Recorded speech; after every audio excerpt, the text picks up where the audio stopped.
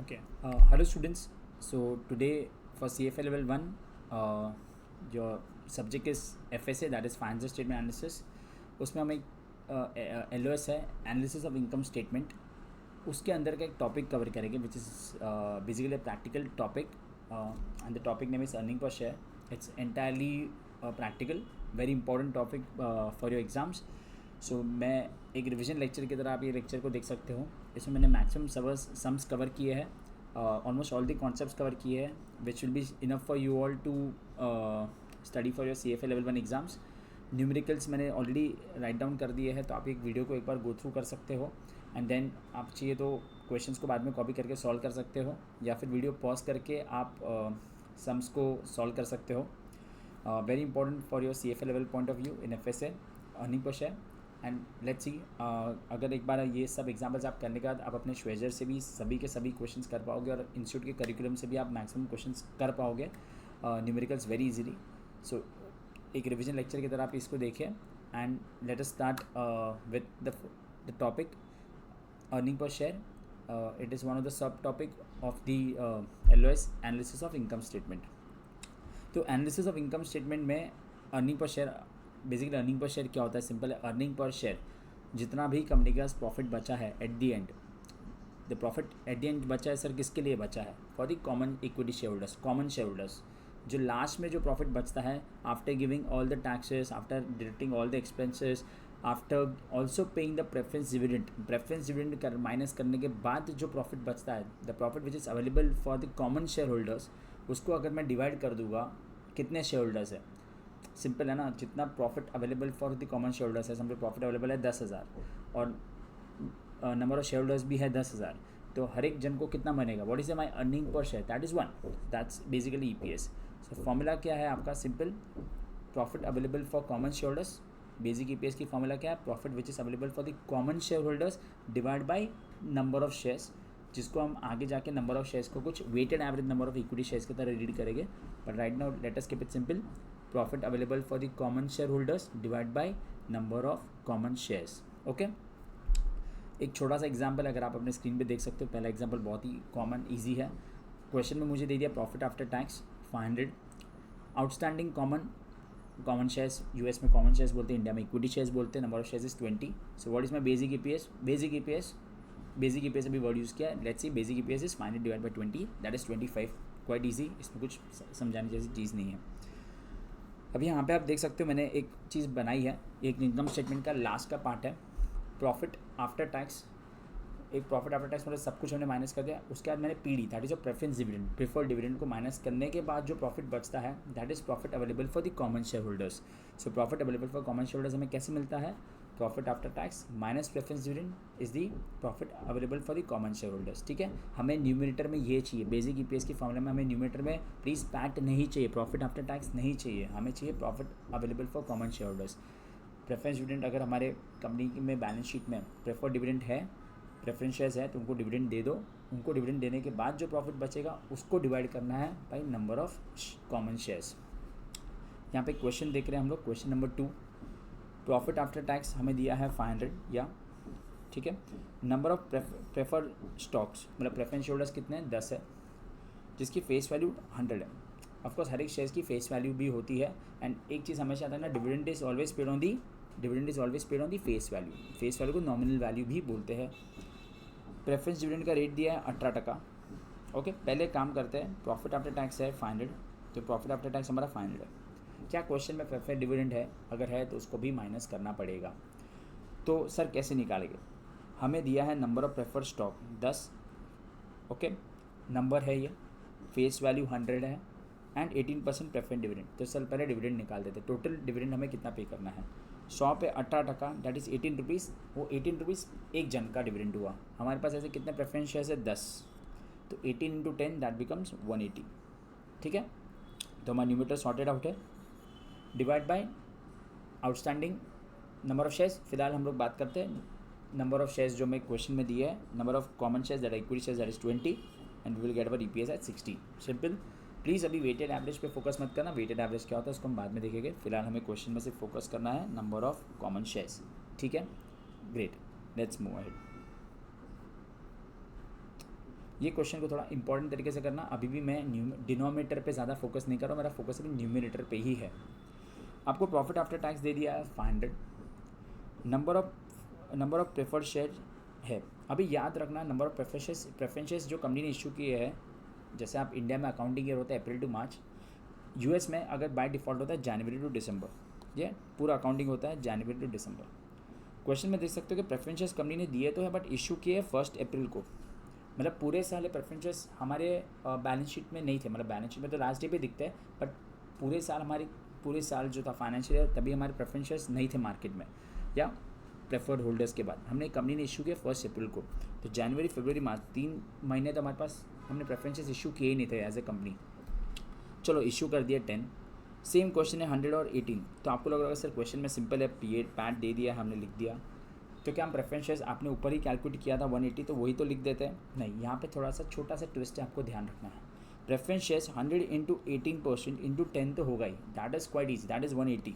But एक चीज़ आपको यहाँ पे थोड़ा सा ध्यान देना है कि आपने प्रेफरेंसेस इशू कभी किए थे अप्रैल में, 1 अप्रैल को, तो 9 मंथ्स ही आपके अप्रैल, मई, जून, जुलाई, अगस्त, सितंबर, अक्टूबर, नवंबर, दिसंबर, सो 9 मंथ्स ही थे। तो यहाँ पे इंटू 9 डिवाइड बाई 12 करना मत भूलना। छोटा सा कॉन्सेप्ट प्लीज़ ध्यान देना। प्रेफर शेयर्स कभी इशू हुए थे वही हिसाब से उसको वेट्स देना वहाँ पे, and whatever answer you get आपको यहाँ पे कैलकुलेट करना है, divide by number of outstanding shares. Equity shares की बात करके प्लीज़ डिनोमिनेटर में सिर्फ नंबर ऑफ इक्विटी शेयर्स ही है, वहाँ पे प्रेफरेंस शेयर्स नहीं आते। So basic equation profit available for the common share holders divide by number of common shares, only common shares, not preference shares. So when we divide आपको answer मिल जाएगा, आप calculator में चेक कर सकते हैं। ठीक है, यहाँ तक आई थिंक काफ़ी इजी था, काफ़ी बेसिक चीज़ें थी। लेट्स मूव फॉरवर्ड, अभी आएगा मज़ा। अभी मेरा पूरा फोकस डिनोमिनेटर में रहेगा। मैंने आपको बताया था जैसे फॉर्मूला में, कि फॉर्मूला में है weighted average number of shares, it is not number of shares. देखो बेसिक ईपीएस हम 31 दिसंबर को कैलकुलेट करते हैं कि मेरी अर्निंग पर शेयर क्या थी। तो एक चीज़ आप दिमाग में रखिए, जो प्रॉफिट अगर वो पूरे साल का है तो नंबर ऑफ शेयर्स हम लोग वो एक पर्टिकुलर दिन पे तो नहीं ले सकते।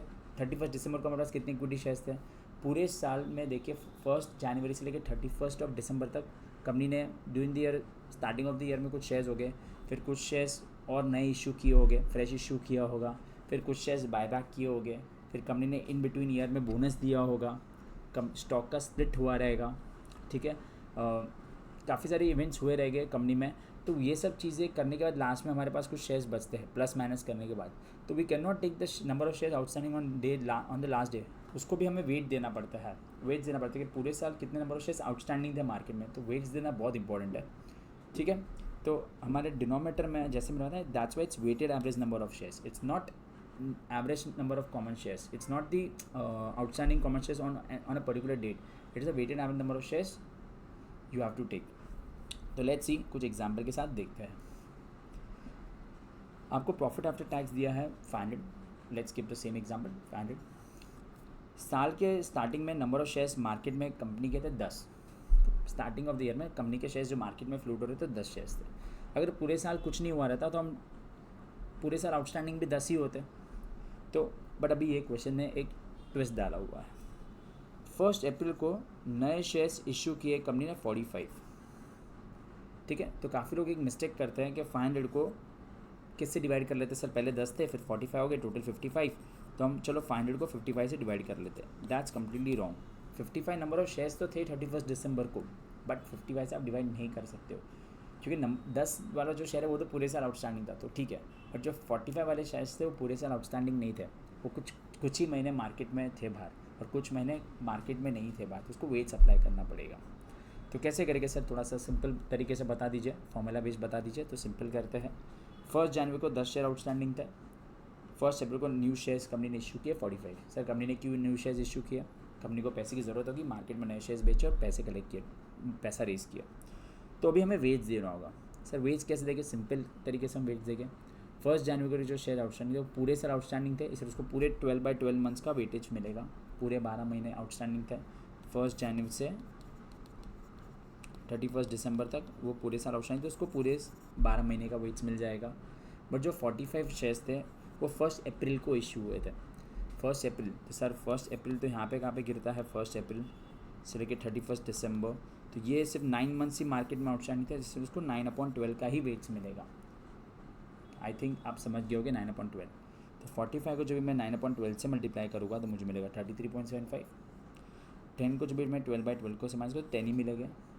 ये दोनों को हम ऐड करेंगे एंड हमें मिलेगा हमारा weighted average number of shares, and उसको हम डिवाइड करेंगे 500 से हम डिवाइड करेंगे this, and you will get your basic EPS. Very very important, please याद रखना। न्यू शेयर्स इशू जो कंपनी ने किए हैं वो कौन सी डेट से लेके आपको आगे तक बढ़ना है। क्लियर? ग्रेट। चलो लेट्स मूव फॉरवर्ड।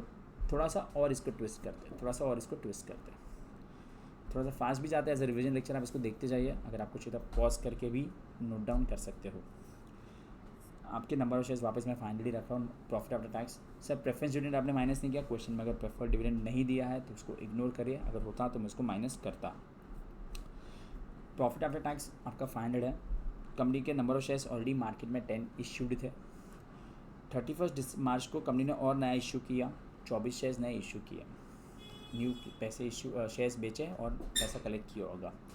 1 जुलाई को कंपनी ने बाईबैक कर दिया। बाईबैक मतलब रीपर्चेज कर देना। कंपनी ने अपने शेयर्स बाईबैक कर लेती है। काफ़ी सारी इंडिया में आईटी कंपनीज, विप्रो, टीसीएस जैसी कंपनी अपने शेयर्स बाईबैक करती है, ठीक है। तो ये बाईबैक करने वाला शेयर्स कंपनी ने वापस ले लिया, और 1 अक्टूबर को न्यू इशू हुआ है 60 शेयर्स का। तो यहाँ पे मैंने थोड़ा सा ज़्यादा ट्विस्ट एंड टर्न्स को ज़्यादा बढ़ा दिया है, और आपका चैलेंज है weighted average number of equity shares निकालना। सेम फॉर्मूला से हम निकालेंगे। पहले तो हम सब डेट्स, इवेंट्स की सब डेट्स डाल देंगे जो क्वेश्चन में दी है, 1 जैन, 31 मार्च, 1 जुलाई एंड 1 अक्टूबर। यहाँ पे 10 नंबर शेयर्स आउटस्टैंडिंग थे, देन 24 नए शेयर्स इशू हुए। बायबैक कर लिया, प्लीज़ ब्रैकेट में मैंने डाला नेगेटिव, क्योंकि शेयर्स वापस आके इसको माइनस करेंगे। बायबैक हुआ है, कंपनी ने शेयर्स वापस ले लिए हैं, मार्केट से उठा लिया शेयर्स और न्यू इशू किया। सर सिंपल तरीके से वेट्स दे देते हैं। 10 1 जनवरी से आप सीधा कहाँ तक कैलकुलेट करना, 31 मार्च तो 12/12। ये 31 मार्च से लेकर 31 दिसंबर, 31 मार्च से 31 दिसंबर इज़ 9 मंथ्स, तो 9/12। 1 जुलाई से 31 दिसंबर, इवेंट से लेकर 31 दिसंबर, 6 मंथ्स, जुलाई, अगस्त, सितंबर, अक्टूबर, नवंबर, दिसंबर इंटू 6/12। 1 अक्टूबर से 31 दिसंबर, अक्टूबर, नवंबर, दिसंबर 3/12। तो आपको वेट्स समझ गया, वहाँ से लेकर 31 दिसंबर, वहाँ से लेकर 31 दिसंबर, वहाँ से लेकर 31 दिसंबर, दैट इज़ माई जो दिन पे मैं ईपीएस कैलकुलेट कर रहा हूँ। एंड नाउ सिंपल, ये अगर ए है ये बी है, यहाँ पे करना A into B, 10 into 12/12 that is your 10, 24 into 9/12 18, 20 into 6/12 simple. यहाँ पे ध्यान रखना माइनस करना है, इसको बायबैक हुआ है। 60 into 3/12 that is 15। When you calculate all this you get, आप इसका जब एडिशन करते हो सबका, ऑफकोर्स इसमें जिसमें 10 माइनस भी है, you get 33 and your basic EPS is your PAT 500 divide by 33 that is 15.55। I hope this is clear. ये 5 सम आपके काफ़ी अच्छे से गए होंगे, काफ़ी अच्छे से क्लियर हो गए रहेंगे। ग्रेट। बस अब हम 6 सम की तरफ जाएंगे जो मैं नेक्स्ट वीडियो में कवर कर रहा हूँ।